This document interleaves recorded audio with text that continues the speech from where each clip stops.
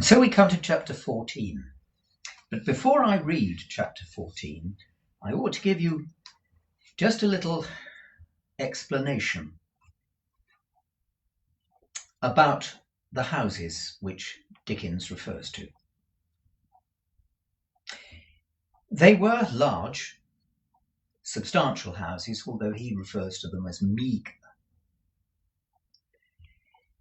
Maybe once the homes of a family and their servants, but now, having fallen on hard times, their owners let them to anyone who could pay the rent.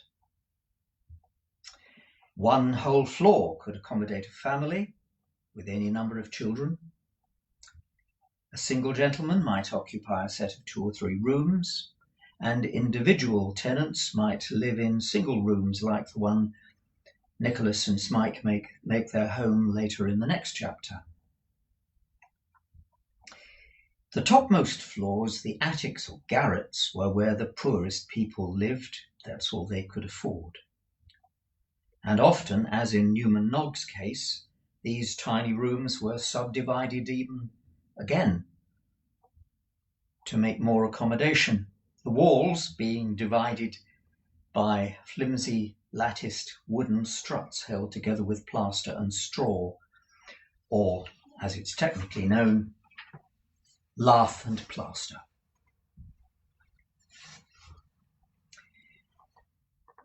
In that quarter of London in which Golden Square is situated, there is a bygone, faded, tumble-down street with 2 irregular rows of tall, meagre houses, which seem to have stared each other out of countenance years ago. Their very chimneys appear to have grown dismal and melancholy from having nothing better to do than to look at the chimneys over the way.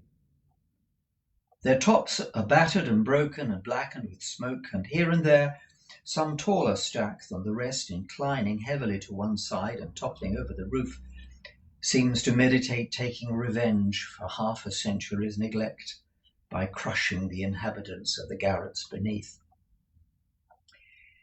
In the parlour of one of these houses, which was perhaps even dirtier than its neighbours, hung a bill announcing that there was yet one more room to let within its walls.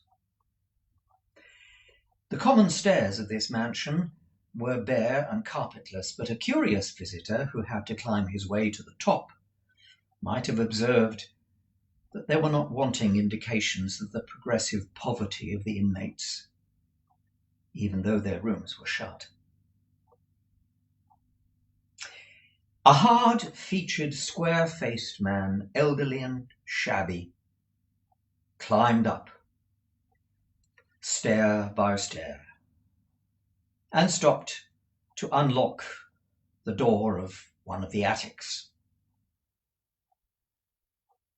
This person wore a wig of short, coarse red hair, which he took off with his hat and hung upon a nail. Having adopted its place with a dirty cotton nightcap, and he groped about in the dark till he could find a remnant of a candle. He knocked at the partition which divided the 2 garrets and inquired in a loud voice whether Mr. Noggs had a light. The sounds that came back were stifled by the lath and plaster, and it seemed moreover as though the speaker had uttered them from the interior of a mug or other drinking vessel. But they were in the voice of Newman, and conveyed a reply in the affirmative. "'S a nasty night, Mr. Noggs," said the man in the nightcap, stepping in to light his candle. "Does it rain?" asked Newman. "Does it?" replied the other pettishly. "I'm wet through."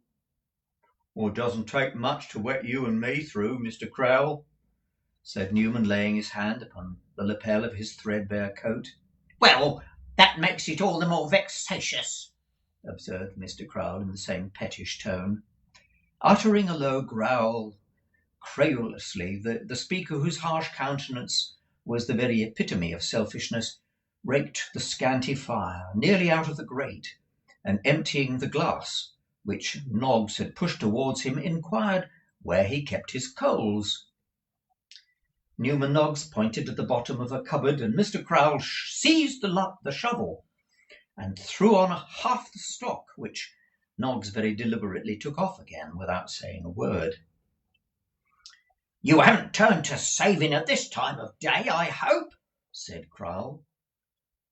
Newman pointed to the empty glass as though it were sufficient refutation of the charge, and briefly said that he was going downstairs to supper. "To the Kenwigses?" said Crowle. Newman nodded assent. "Think of that now," said Crowle. "If I didn't, thinking that you were certain not to go because you said you wouldn't, if I didn't tell Mr. Kenwigs that I couldn't come, and had made up my mind to spend the evening with you." "I was obliged to go," said Newman. "They would have me." "Well, what's to become of me?" urged the selfish man, who never thought of anybody but himself. "It's all your fault. I'll tell you what, I'll sit by your fire till you come home again." Newman cast a despairing glance at his small store of fuel, but not having the courage to say no, a word which in all his life he had never said at the proper time, either to himself or anyone else, gave way to the proposed arrangement. Mr. Crowle immediately went about making himself as comfortable with Newman Noggs' means as circumstance would admit of its being made. It was the anniversary of that happy day on which the Church of England, by law established, had bestowed Mrs. Kenwigs upon Mr. Kenwigs, and in grateful commemoration of the same, Mrs. Kenwigs had invited a few select friends to cards and a supper on the first floor, which is where they lived, and had put on a new gown in which to receive them, which gown, being of flaming colour and made upon a juvenile principle, was so successful that Mr. Kenwigs said that 8 years of matrimony and 5 children seemed all a dream, and Mrs. Kenwigs was younger and more blooming than on the very first Sunday that he had kept company with her.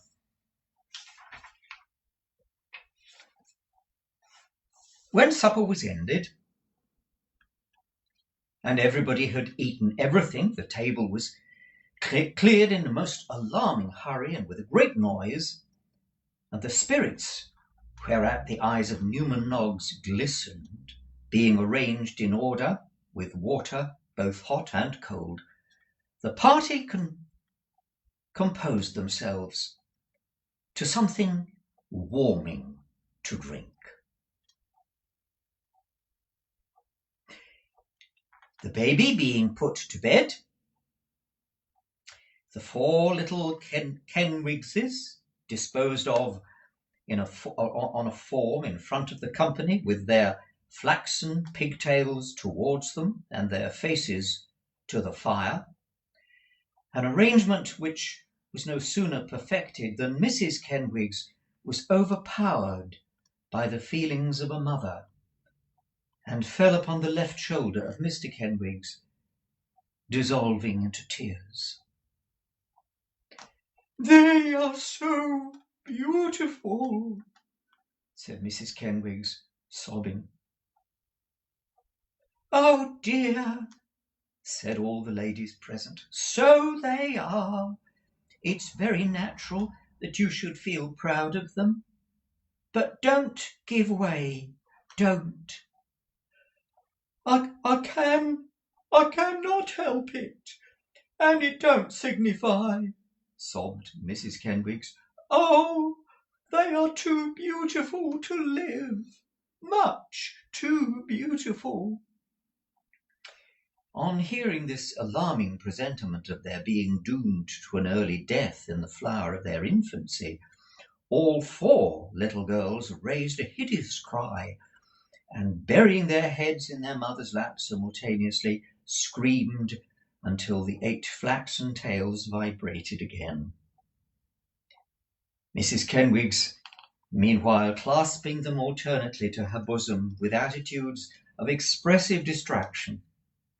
At length, the anxious mother permitted herself to be soothed into a more tranquil state, and the little Kenwigses, being also composed, were distributed among the company to prevent the possibility of Mrs. Kenwigs again being overcome by their combined beauty.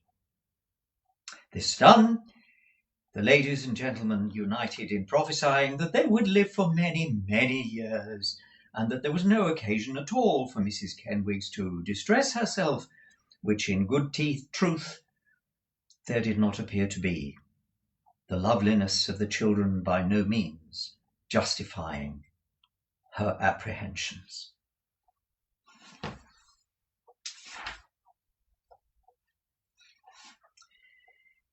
Newman, who had not been thoroughly sober so late at such an hour for a long time, had not yet been able to put in a word of announcement that the punch was ready, when a hasty knock was heard at the room door, which elicited a shriek from Mrs. Kenwigs, who immediately divined that the baby had fallen out of bed.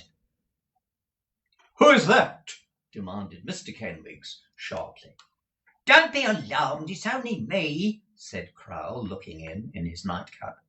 "The baby is very comfortable, for I peeped into the room as I came down. It's fast asleep, and so is the girl who was supposed to be looking after it. And I don't think the candle was set fire to the bed curtain, unless a draught was got into the room. It's Mr. Noggs who's wanted." "Me?" cried Newman, much astonished. "Why, 'tis a queer hour, isn't it?" replied Crowle, who was not best pleased at the prospect of losing his fire. "And they're queer-looking people, too, all covered with rain and mud. Shall I tell them to go away?" "No," said Newman, rising. "People? How many people?" "2," rejoined Crowle. "What, me? By name?" asked Newman. "By name," replied Crowle. "Mr. Newman Noggs, as pat as may be." Newman reflected for a few seconds and then hurried away, muttering that he would be back directly.